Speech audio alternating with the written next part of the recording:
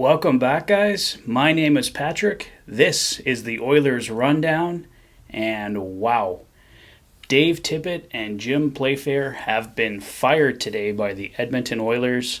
I'm sure everybody's heard by now. It happened around 9 a.m. this morning, but caught me completely off guard. After the last few games, you could sort of feel it coming. I still wasn't sure Ken Holland would pull the trigger, though, and he does. A lot on the line for the Oilers. They need to start winning. Things were looking good on that 5-0-1 stretch before the All-Star break, but since coming back from the All-Star break, the Oilers have looked abysmal. They've given up 8 goals, only scored 1. Just not acceptable at this point in time, and obviously Ken Holland felt he couldn't wait any longer to pull the trigger on this.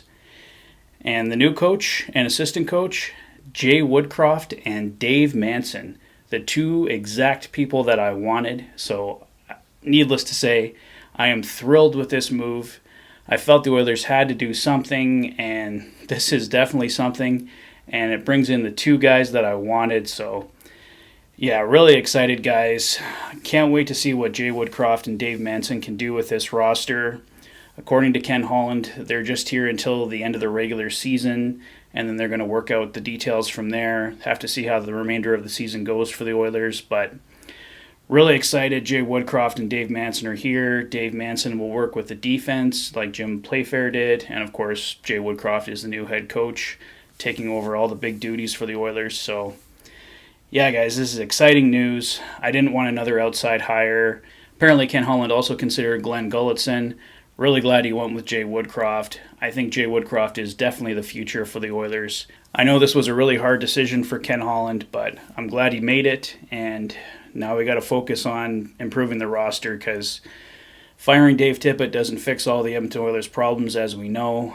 There's major problems with this roster, and they need a goaltender, they need a defenseman, they need a bottom six forward, so there's lots wrong with this Oilers group and lots of work for Jay Woodcroft and Dave Manson to do.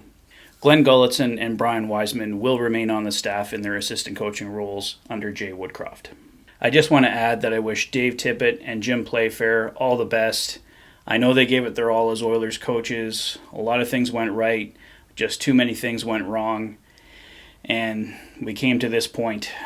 Dave Tippett is a good coach, Jim Playfair is a good coach, but there were certain things with this roster that were their fault and certain things that are the faults of others, management, the players, and ultimately today, Dave Tippett and Jim Playfair pay the price. So just wanted to say that. I wish them both all the best of luck. I'm sure they'll be in new jobs soon. I wouldn't be surprised if Dave Tippett goes back with the Seattle Kraken in some respect.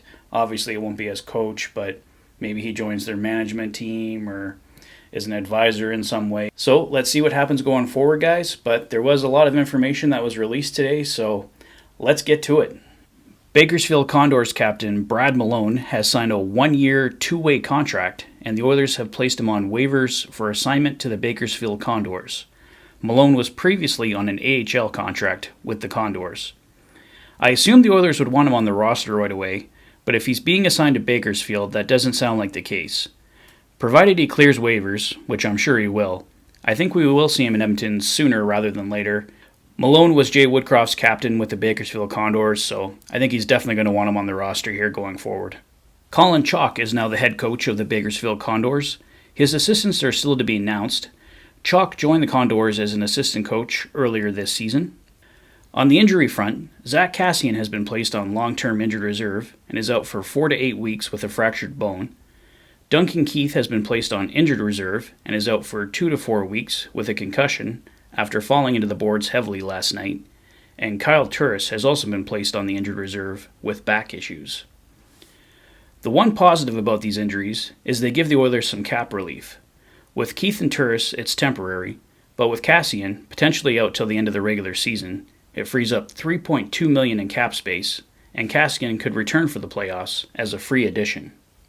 Markus Niemelainen and Philip Broberg are being called up from the Bakersfield Condors to cover for Duncan Keith and Chris Russell.